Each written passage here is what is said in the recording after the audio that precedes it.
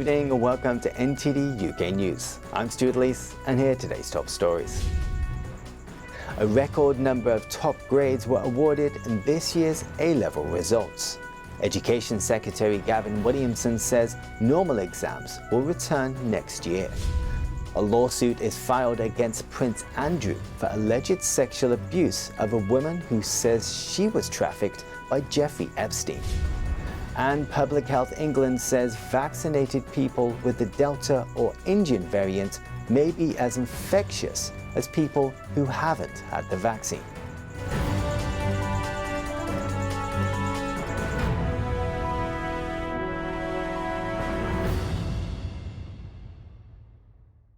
Students across the country got their A-level results today.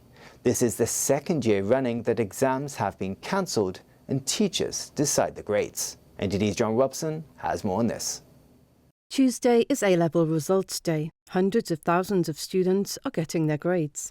Top grades have reached a record high. Nearly 45% of UK entries were awarded an A or A-star grade, even higher than last year's record of 39%. In 2019, when exams were last run before the pandemic, just a quarter of entries achieved an A or above. The exam regulator Ofqual says some 7% of students in England were awarded 3 A stars this year, compared with 4% in 2020 and less than 2% in 2019. This year, A-level exams were cancelled again because of the pandemic.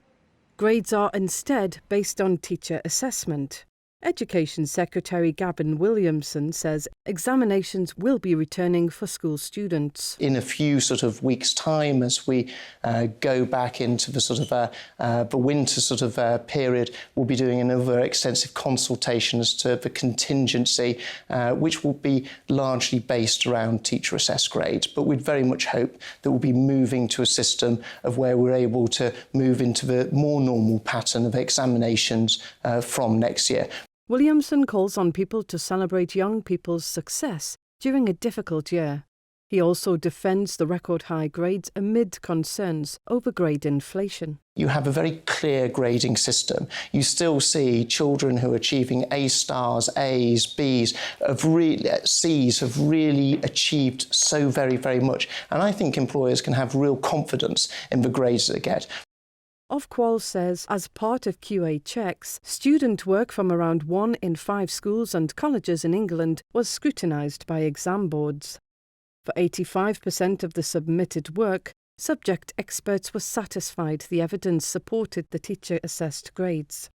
The Universities and Colleges Admissions Service says a record number of students have secured a place on their first-choice university course following the bumper year for results. But students are likely to face greater competition for a place at top institutions in clearing, as there could be fewer courses on offer. Joanne Robson, NTD News. Prince Andrew was sued on Monday for alleged sexual abuse of a woman who says she was trafficked by Jeffrey Epstein. The Duke's friendship with Epstein has caused embarrassment for the royal family. NTD's Eddie Aiken brings us this report. A woman filed a lawsuit in the United States on Monday accusing Prince Andrew of sexual abuse.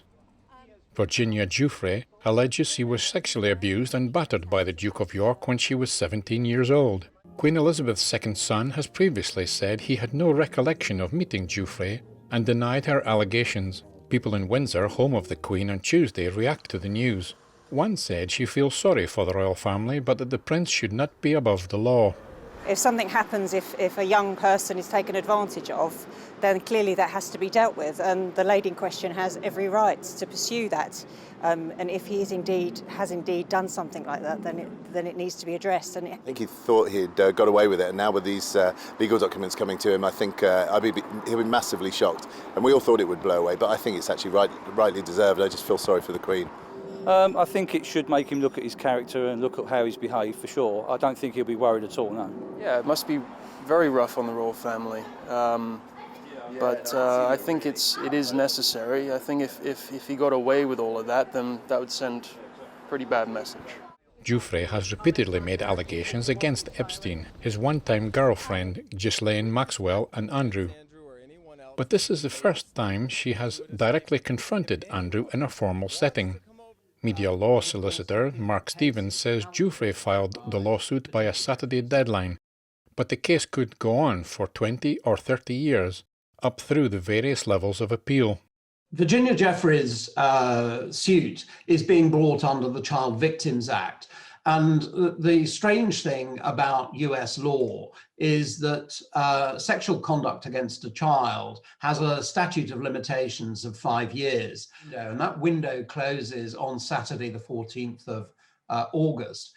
The lawsuit steps up public relations pressure on the prince, even if he remains beyond the reach of the courts.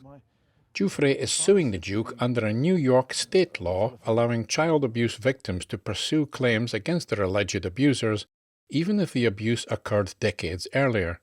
Eddie Aiken, NTD News. The UK government says it will ease rules for those attending the UN climate conference in Glasgow. This includes a shorter quarantine period for attendees from the so-called red list countries. NTD's Eddie Aiken has more on this. Britain will relax some travel restrictions to help delegates attend the UN climate conference in Scotland later this year. Prime Minister Boris Johnson has pushed for COP26 in Glasgow in November to be in person rather than virtual. He said face-to-face negotiations will likely achieve better results. A COP26 official said the measures for the summit would strike a balance between allowing the talks to go ahead and protecting public health. There will be specific arrangements for the UK's traffic light system.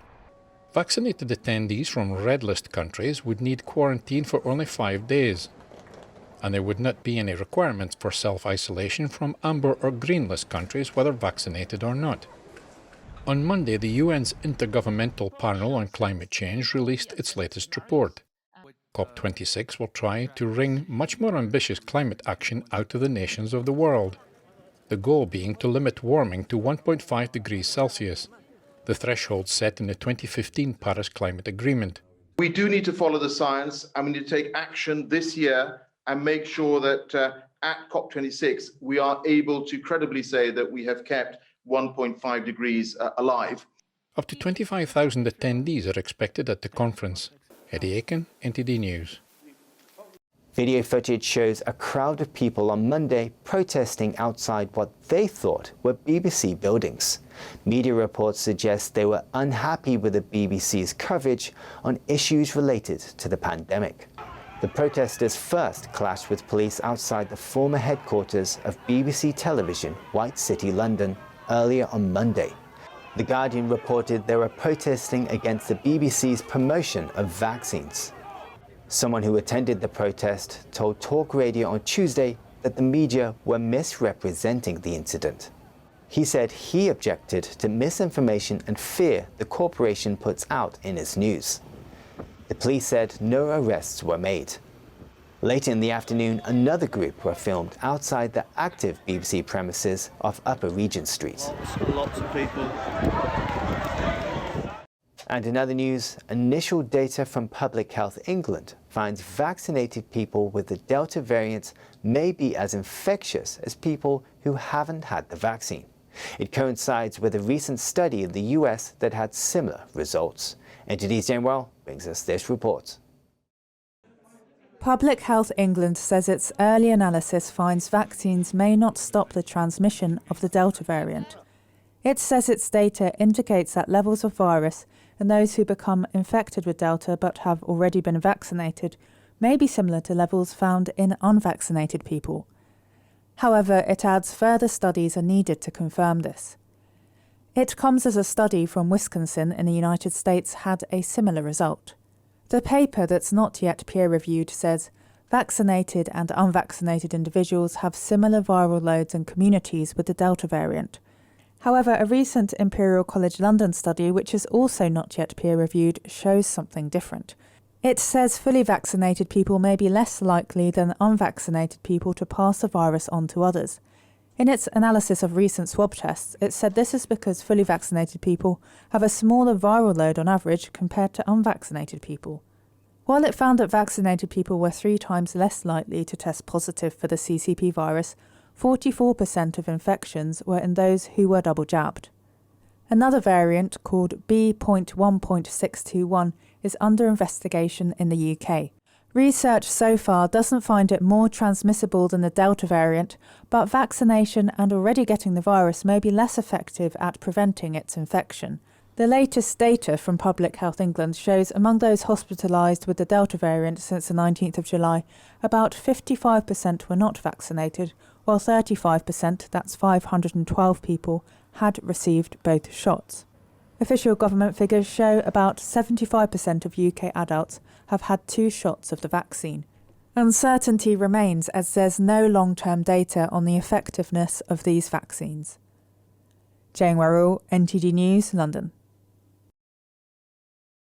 Professor Paul Hunter from the University of East Anglia says it is absolutely inevitable that there will be variants that escape the vaccines. He told the All-Party Parliamentary Group on Coronavirus that seasonal coronaviruses will infect people repeatedly, with a quarter of the UK population getting infected every year.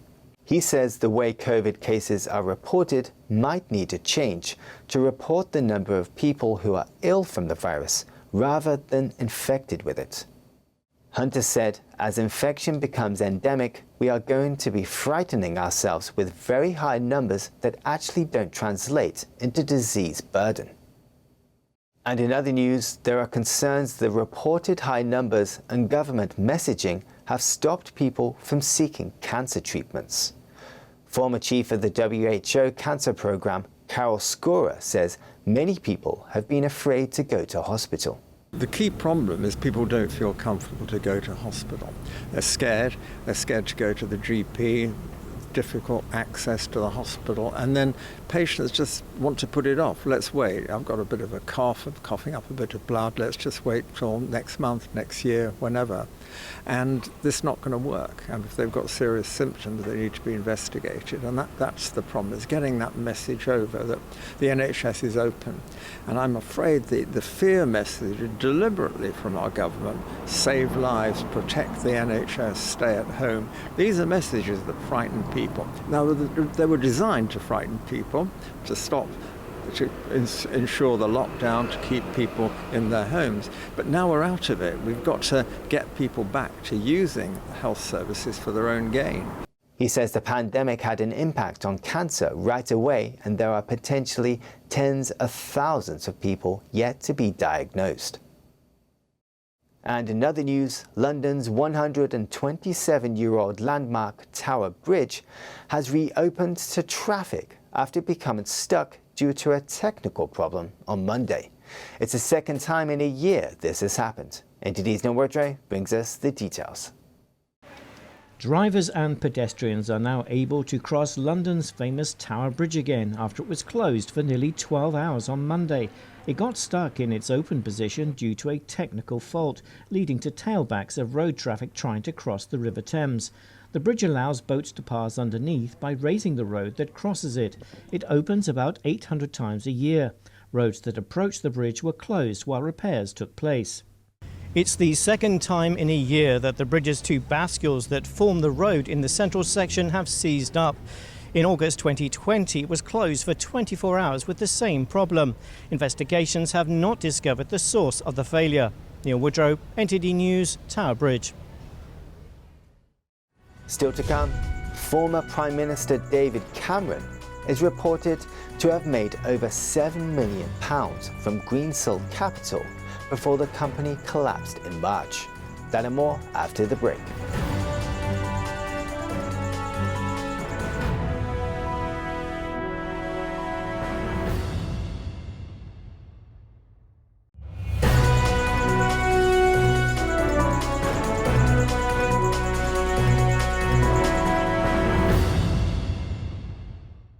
Former Prime Minister David Cameron is reported to have made more than £7 million from Greensill Capital before the company collapsed in March.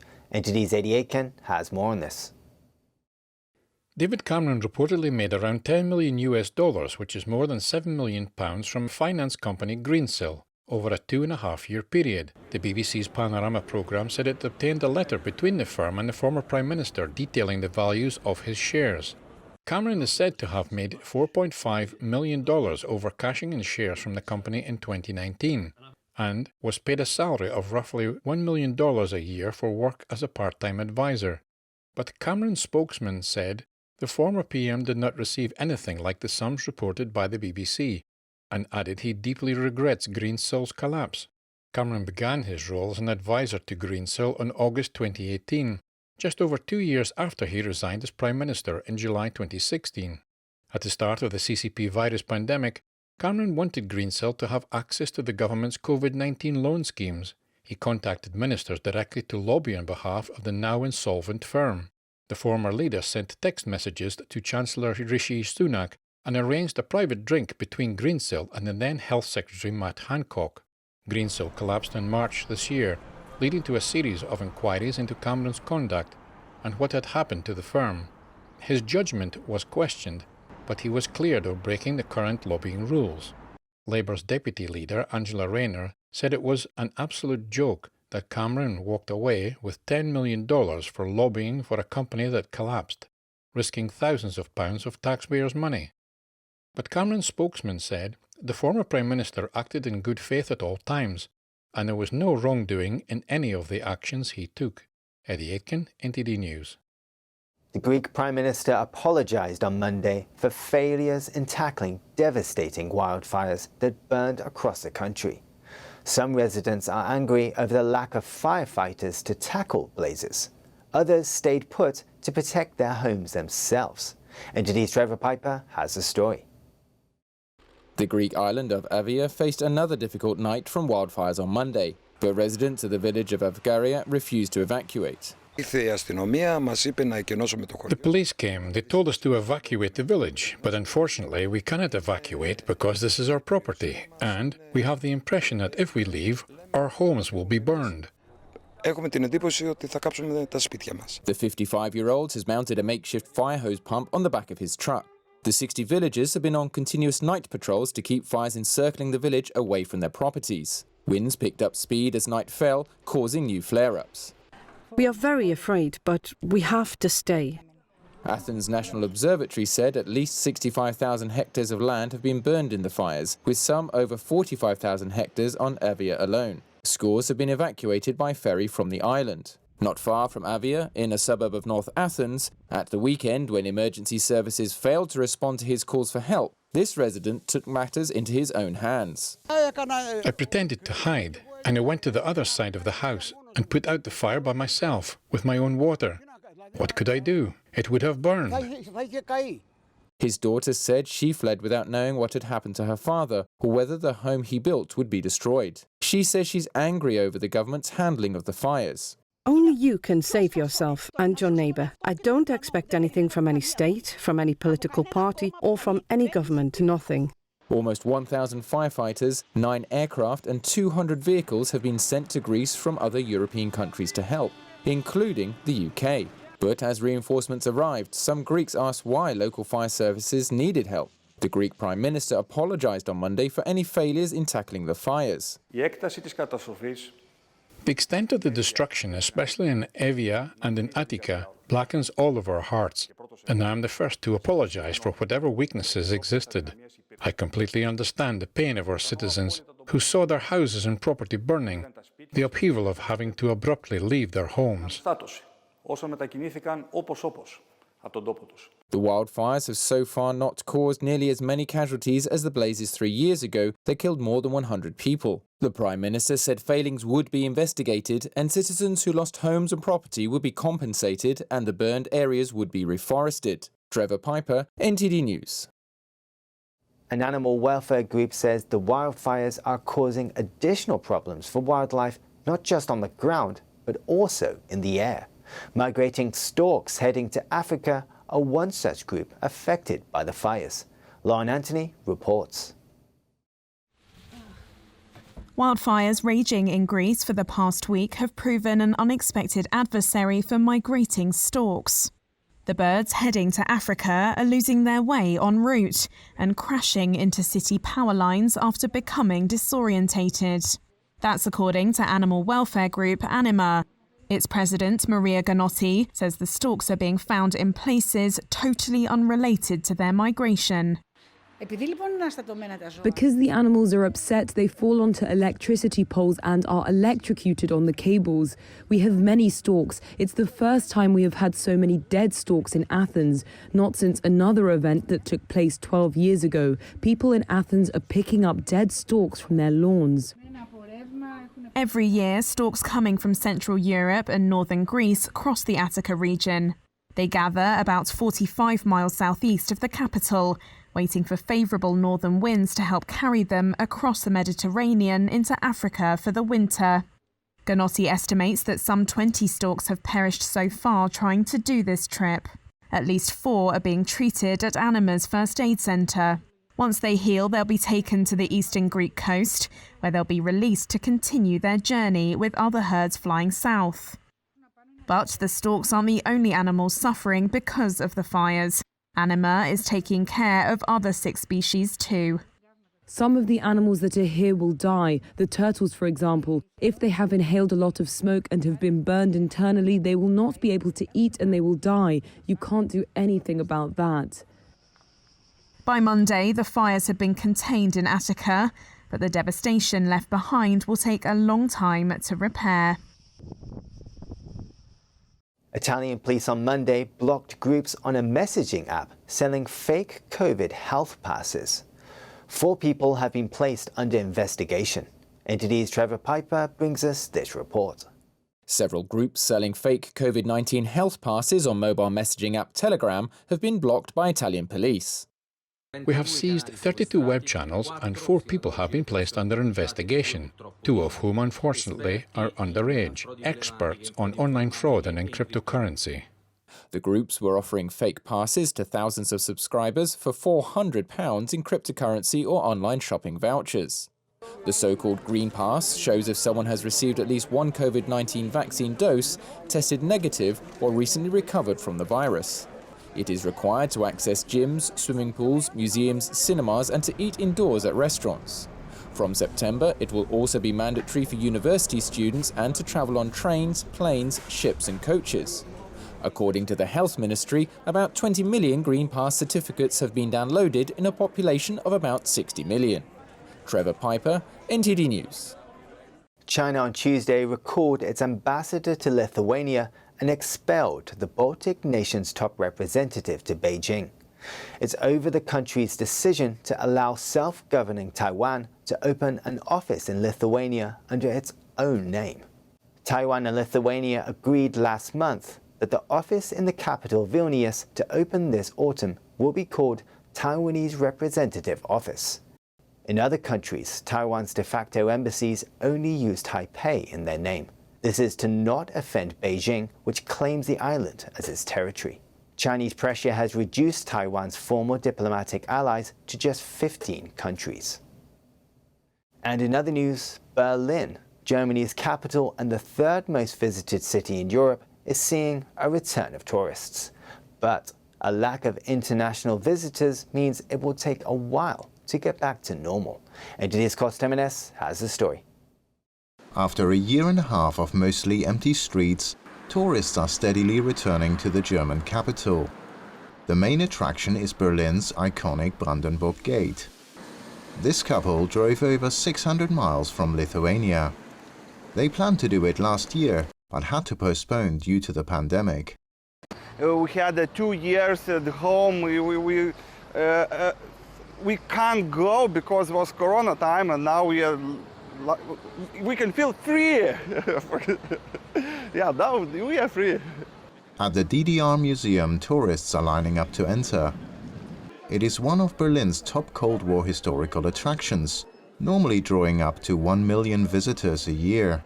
It was forced to close for 7 months, but is reopened to visitors wearing face masks. We are at about 40% compared to 2019. That means that 60% is missing, mostly from international guests that are missing from the city. It is developing slowly but surely since we opened on the 24th of June. Unlike many other European capitals, Berlin lacks large industries or a big financial sector, a hangover from the days when it was divided. Tourism is an important and growing industry. The city often ranks third on lists of most visited European cities, after London and Paris. I think that things have gone quite well in Germany, with the help of bridging financing and short-term employee allowances that have helped companies. But 7 months is a long time, and of course it takes a while for the wheels to start turning again. COVID-19 infections are spreading faster again in Germany, but not as fast as many other European countries. Tourists queuing for the museum say they're not worried. It's nice. It's still a bit restricted, but it's a bit of normal life. It is nice. Germany is mostly open to tourists from other European Union countries. Unvaccinated travelers must take a COVID test before arriving. Kostem NS, NTD News. That's the news for today, and thanks for tuning in. I'm Steadily.